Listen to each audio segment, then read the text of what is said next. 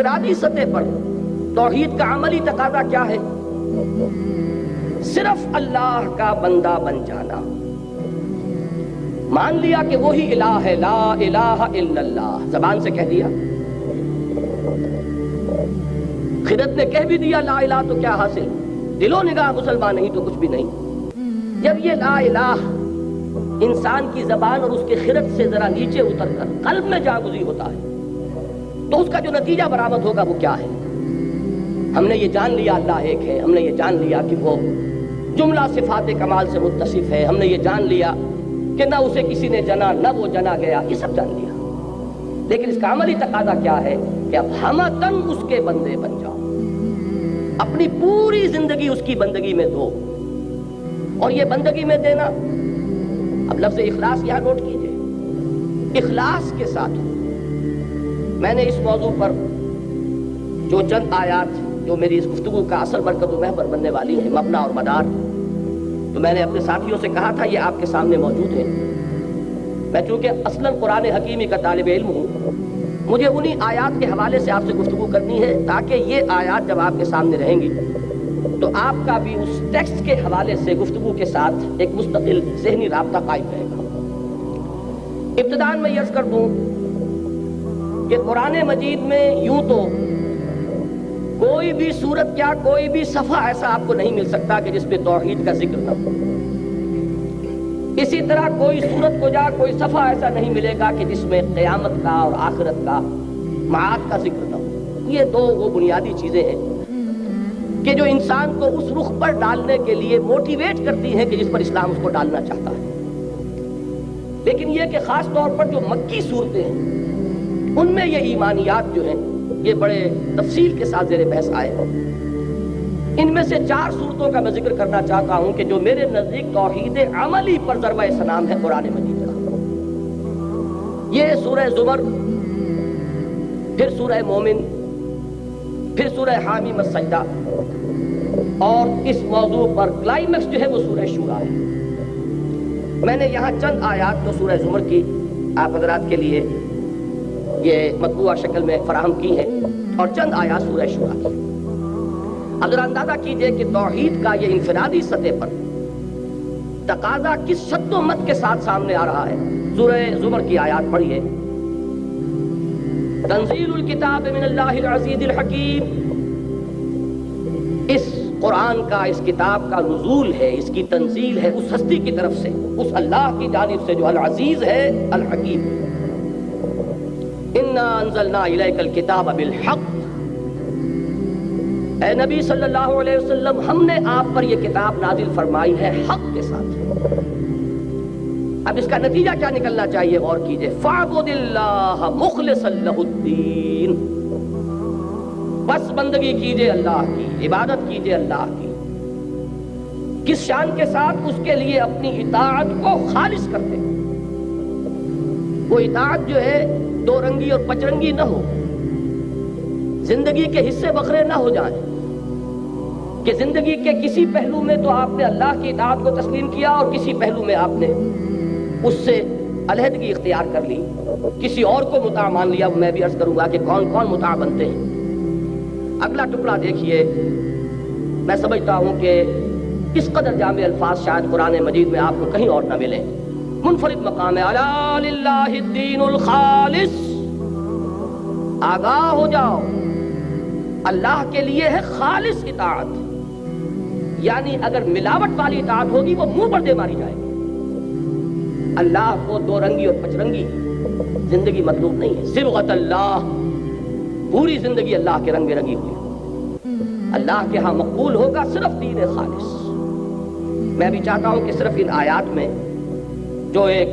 پرہیبت اور پرجلال انداز ہے اس کو ذرا آپ اپریشیٹ کریں، پھر میں ذرا اس پر بحث کروں گا تفصیل سے۔ ذرا آگے چل کے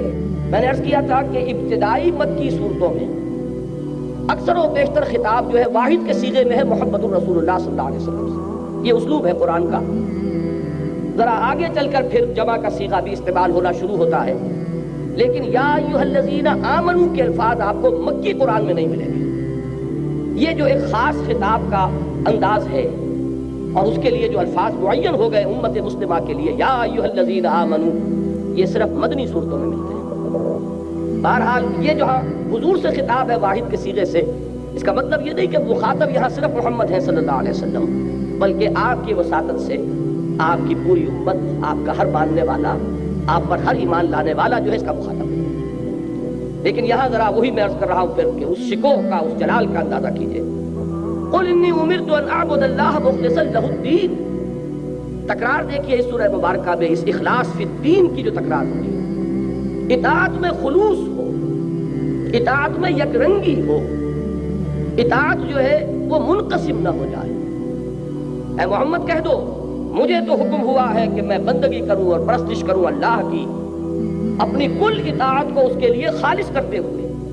وَأُمِرْتُ لِأَنْ أَكُونَ أَوَّلَ الْمُسْلِمِينَ، بات اگر واضح نہیں تھی تو اب اور کھول دیا، اور مجھے حکم ہوا ہے کہ میں بنوں سب سے پہلا فرما بردار۔ قل، کہہ دو، انی اخاف ان عصیت ربی عذاب یوم عظیم، خود مجھے بھی اندیشہ ہے کہ اگر میں نے اپنے رب کی نافرمانی کی ایک بڑے دن کا عذاب مجھے پکڑے گا، میں بھی مستثنا نہیں ہوں۔ جو تقاضا تم سے کیا جا رہا ہے وہی تقاضا مجھ سے ہے۔ قل اللہ اعبد مخلصا لہ دینی، پھر کہہ دو اے محمد صلی اللہ علیہ وسلم میں تو صرف اللہ ہی کی بندگی اور پرستش کرتا ہوں، اس کے لیے اپنی اطاعت کو خالص کرتے ہوئے۔ فاعبدوا ما شئتم من دونہ، تو پوجو اور بندگی کرو جس کی چاہو اس کے سوا۔ قل ان الخاسرین الذین خسروا انفسهم یوم اہلہم یوم القیامہ، کہہ دیجئے کہ اصل خسارے اور گھاٹے میں وہ لوگ ہوں گے جو اپنے آپ کو اور اپنے اہل و عیال کو قیامت کے دن خسارے میں مبتلا کریں۔ اب یہ ہے وہ جلال اور شکوہ، اللہ کی بندگی، اللہ کی پرستش، اس کے لیے اطاعت کو خالص کرتے ہیں۔ تیسری مرتبہ دیکھیے سورہ زمر کے پھر آخری حصے میں پھر مضمون آ رہا ہے، اور یہ میں سمجھتا ہوں کہ اس موضوع پر جلال کا انداز جو ہے وہ یہاں میں سمجھتا ہوں کہ قرآن مجید میں یہ مقام اس جلالی رنگ کے اعتبار سے منفرد ہے، بلکہ پھر میں وہی لفظ استعمال کروں گا کہ نقطہ عروج ہے۔ قل فغیر اللہ تأمرونی اعبد ایھا الجاہلون، اے نبی ان سے کہہ دیجئے کہ اے جاہلو، یہ جاہل کے لفظ کو سمجھ لیجئے عام طور پر اردو میں مستعمل ہے ان پڑھ کے لیے، عربی میں جاہل کے معنی ان پڑھ نہیں ہے، جاہل کے معنی ہے جذبات و خواہشات کا بندہ، مشتعل مزاج انسان جو خواہشات اور شہوات اور جذبات کے ہاتھ میں اپنی لگام دیے ہوئے۔ ایک وہ ہے کہ جو عقل سے راستہ دیکھتا ہے، جو اپنی خرد سے، اپنے عقل سے کام لیتا ہے، قومی یعقلون، اور ایک وہ لوگ ہیں کہ جو عقل کو بالائے طاق رکھ کر صرف جذبات اور خواہشات کی پیروی کرتے ہیں، وہ جاہل۔ تو اے حرص و ہوا کے بندو، اے خواہشات کے غلاموں، کیا تم مجھ سے بھی یہ توقع رکھتے ہو، مجھے بھی مشورہ دے رہے ہو کہ اللہ کے سوا کسی اور کی بندگی کروں؟ وَلَقَدْ أُوحِيَ إِلَيْكَ وَإِلَى الَّذِينَ مِن قَبْلِكَ لَئِنْ أَشْرَكْتَ لَيَحْبَطَنَّ عَمَلُكَ وَلَتَكُونَنَّ مِنَ الْخَاسِرِينَ۔ اور اے نبی سن لیجئے کان کھول کر، یہ بات آپ کے جانب بھی وحی کی جا چکی ہے، اور آپ سے جو پہلے انبیاء اور رسول آئے ان سب کے جانب بھی وحی کی جا چکی ہے کہ اگر بالفرض آپ نے بھی شرک کیا تو آپ بھی لازماً خسارہ پانے والوں میں سے ہو جائیں گے۔ لَئِنْ أَشْرَكْتَ لَيَحْبَطَنَّ عَمَلُكَ وَلَتَكُونَنَّ مِنَ الْخَاسِرِينَ، اور آپ کے تمام اعمال حق ہو جائیں گے اور آپ یقیناً خسارہ پانے والوں میں سے ہو کر رہیں گے۔ وَلِلَّهِ فَاعْبُدْ، بس ایک ہی اللہ کی بندگی کرو، وَكُن مِّنَ الشَّاكِرِينَ، اور اس کے شکر گزار بندوں میں سے بن جاؤ۔